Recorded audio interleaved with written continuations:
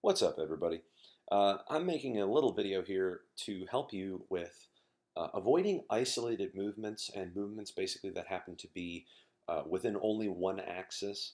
You want to kind of try to compound any rotations and translations and things and try to avoid isolated movements where one thing appears to be moving, but the other pieces of the body that are adjacent to that feel like they're completely static.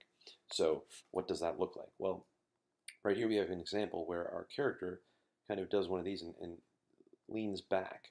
And you're noticing that the root here, the hips, as the torso kind of straightens up, the hips and the legs don't move at all.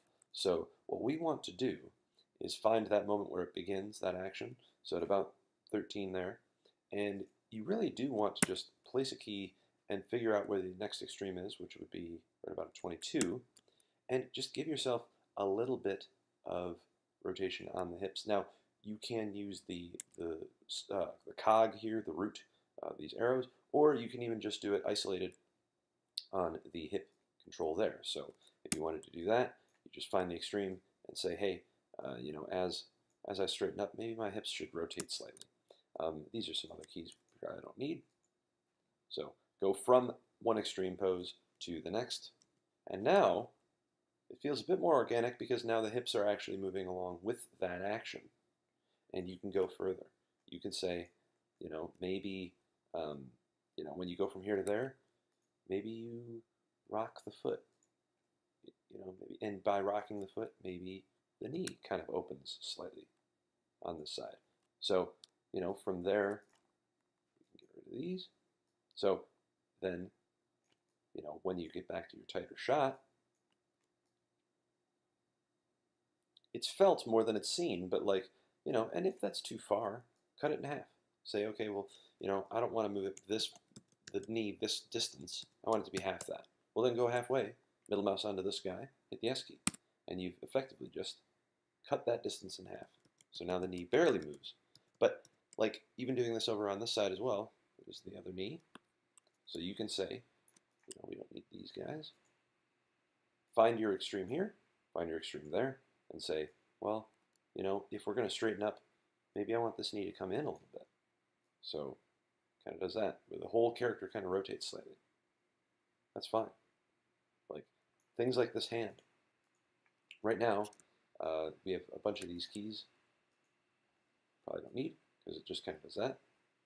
But the hand is gesturing in and out like that, but there's very, very little translation and a ton of rotation. So if you have too much of one or the other, it feels kind of segmented. It doesn't quite feel like it's alive. So if you want to make it so this character kind of picks their hand up, maybe you want to bring this hand over this way.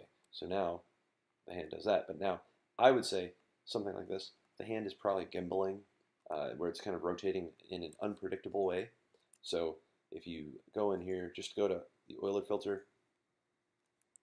That sometimes will fix it. If it doesn't, what I would then suggest is go to one key, middle mouse onto the other key, hit Shift E. Now what does this do? It keys just these guys. You remember what W does? And E and R. These are your hotkeys for these. But if you hit Shift W, Shift E, or Shift R, Shift E keys just the rotates. So if I go like this, watch this turn red, boom. I just copied the wrist angle, and then it will, flop that way. Now, maybe we don't want this position, all the rest of this animation. You can actually copy that wrist data if you wanted to, or just straight ahead through it again and say, maybe I wanted my character's hand to be like this or something, and just Shift E and just middle mouse onto each one of these and hit Shift E. And you'll notice up here that cleans up the rotation. So now, actually it still kind of has a little bit going on, so hit the oiler filter. Still not doing that. That's a little, yeah, well, sometimes you're getting the unpredictable stuff on that, but I want to stick to the torso anyway here. I want to draw your attention to this isolated movement. So let's get rid of this. We'll just look at this lean back, right? So we were talking about like the hips, making sure that if you move one thing, the adjacent body part basically should also move with it, at least at some level. So I want to draw your attention to how the torso is kind of leaning back like this. We have a bunch of keys here on ones. Really, if we take them out, you'll notice as I scrub through, there's really no difference. Like I took those keys out, and now it's like I can do the same with just 2 keys. But how you get up into this pose still, we could push this, we could make this better. So I would suggest adding some asymmetry. Maybe lean the character into this a little bit. So there's a little bit of a line of action. It isn't so just straight up and down like that. Now, obviously, by making this change where the character leans back like that, all the other keys that you have here and there, all these other ones, they're rigid, and it's going to want to go back to what you had. So, and I don't mean, I mean like in your own scene, this may be happening to you. So, if you're looking at this and you have this pose and you're like, I like that now, but I still have all these other poses. Here's what you do: you go to here and use middle mouse onto these others, and you just hit the S key. Even on this one, we'll just hit the S key. So we'll repose it. So we hit this pose, and if you wanted to hit this and then come back slightly, middle mouse, like take 2 frames earlier, so it kind of hits this pose and then comes back slightly. Take this, middle mouse onto this, hit the S key. So now, like that, it hits this pose and then comes back slightly. And if you want it to hold that, then middle mouse onto this guy, hit the S key. So now 25 and 31 are the same. So it comes up, settles in. Now, if the amount that this moves back is too much, you don't have to keep it exact. Take like 24. So it's a little bit less extreme than this. 25 is here, 24 is there. So maybe take 24, middle mouse onto that, and this guy. So it'll hold that, and then go, Now, for the maybe you want to push this even further. Or maybe you want to kind of twist the character and turn him that way. So it goes, like that. Now, right now it's frozen from here to there.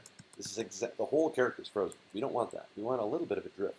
So what I would suggest is here, take like 2 frames later, middle mouse onto this, hit the S key, and now you have a little bit of drift. See, it's not much. Look at how subtle that is between all those frames. But you'll hit it and then kind of change. So there's a little bit of an ease out on that. And be aware that the face, you want to break that stuff down as well. So if you're going to add some overlap or even some overlap in the head or face, don't just freeze a character. Add a blink or add an eye dart to keep the character thinking. You don't want them to be perfectly frozen and static. Generally speaking, if we're looking at something, our eyes might like look around that focus point. So like if our character's here and we hit this pose, it's okay to add, over a single frame, just have the character kind of like maybe up or down, like even just a slight left or right, like so here. Maybe we'll hold that till 31. And instead of coming over this way, you can do an eye dart. So, like, where does this begin? Maybe like here at 33. And then instead of looking over several frames, do it over one. So it goes like this and then goes and just pops like that. Because our eyes, they don't like smoothly travel. Our eyes, if you watch people focus on things and like look across a room, like if you have a family member, roommate, whatever, around, ask them and like just look them in the eyes and watch them focus like on your finger or something, and just watch what their eyes do. It's difficult, obviously, to do this for yourself unless you have a camera or something. But if you watch the way your eyes work, they do not have a tendency to smoothly do this. This is creepy. Don't do this. Our eyes tend to do this. They go boom, boom, boom, boom, boom, boom. They kind of dart. So that's what you've got to add in your animation. You can do a dart or a blink, but this sort of thing, it will fix your isolated movements. It will fix those stall points in your animation. Now, because we're going to be kind of looking this way, it makes more sense, I would say, to actually dart the eyes, maybe slightly this way. Now, if you change the way your character's looking, if you're doing an eye dart like that, you have to change your expression. So, you might even want to just, over a single frame, if it goes from here to there, like, take your eyes and do that, hold it, and then as the eyes dart back up like this, go over a single frame, boom, like that. So now, notice how when your eyes dart, the lids will move with it. It makes it feel like it's part of one cohesive unit. So it's kind of in keeping with the whole theme of this video, basically, which is if you're moving one thing, don't look at just that one thing. Think about, well, wait a minute, if I move my torso, that should actually affect my hips a little bit. And if I move my hips, it should affect the torso, or it should affect the knees, and it should affect, the shoulders will be affected perhaps by the amount the torso moves. All of this stuff is connected. So, like even when you move the character's head, right? If you're going back like this,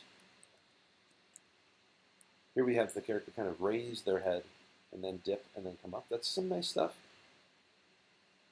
But even like from here to there, we don't need these two frames, these two keys. They're not really doing anything for us. Now, you could get away with tucking the chin and just kind of simplifying this where it kind of goes up like that.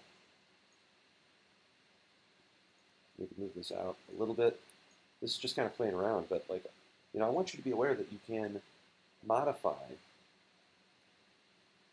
this stuff and create overlap and drag. So now we go ahead and hit play. We'll check this out.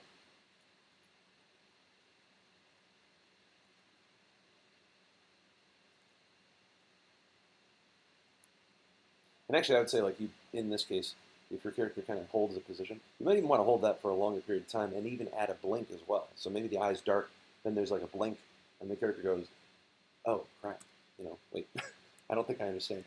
So hopefully that gives you some ideas. Again, animation is not just creating these poses and things. It's also knowing how to fix the things that you do end up creating.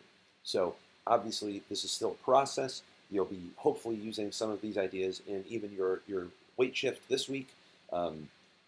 This stuff is just additive, right? We're just kind of building and building and building. And fundamentally, at the end of this class, you'll be using this for the final project, which is a 2-week project. But right now, concentrate on the kinesthetics, I guess, of how when you move one thing, other things are impacted by that, and then you can start thinking in macro. Each individual, don't zoom in too far to one little thing. You do have to start thinking about, hey, this is a character. It's not just the torso. It's not just the left hand. This is the right hand, I guess. But yeah.